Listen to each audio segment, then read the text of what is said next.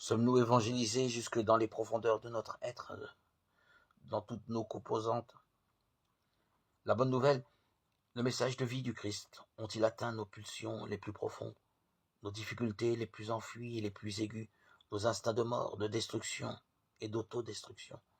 Sommes-nous disposés à vivre ce retournement complet, cette imprégnation d'une sève nouvelle qui va nous faire sortir de la mort et entrer dans la vie, dans une relation renouvelée à nous-mêmes, à Dieu, à l'autre, dans le royaume? Nous ne sommes jamais passifs devant notre histoire, même s'il y a eu refoulement.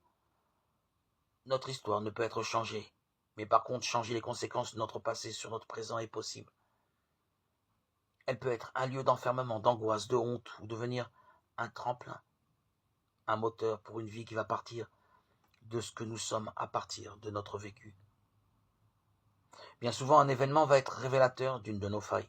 Si l'une des blessures de notre histoire a été mal vécue, la réaction risque d'être disproportionnée à la gravité de l'événement.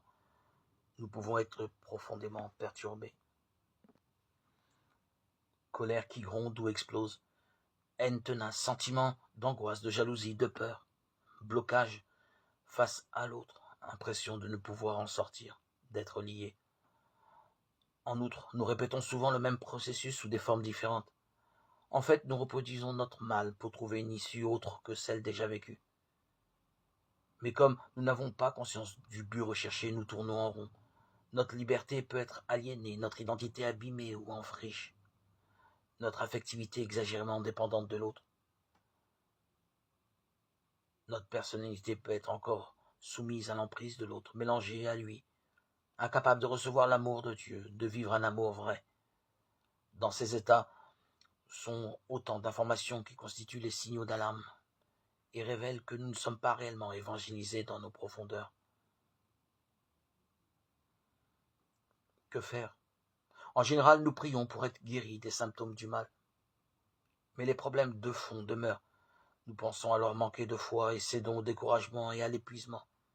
Il est parfois nécessaire d'entreprendre une analyse ou une psychothérapie avec quelqu'un de compétent. Il ne s'agit en aucun cas de se lancer dans des psychothérapies sauvages. Mais bien entendu, ce trajet ne doit pas être systématisé. Beaucoup peuvent vivre une restauration très profonde, s'éveiller et être pacifiés, en retrouvant des repères fondamentaux qui vont les situer justement dans leurs conditions de fils et de filles de Dieu. En entrant dans une réelle compréhension de la parole de Dieu, des grandes lois de vie en prenant soin de nos trois comportements, le corps, l'âme ou la psyché, c'est-à-dire les sentiments, les émotions, les affects, l'esprit ou le cœur profond, et en les remettant en ordre, en permettant à l'esprit de les vivifier en Christ, de les habiter, en ouvrant à la lumière de Dieu l'intégralité de notre histoire, nous sortirons du morcellement intérieur et notre vie retrouvera un sens. Ce chemin est simple, à la portée de tous. Deutéronome 30, 11, 14.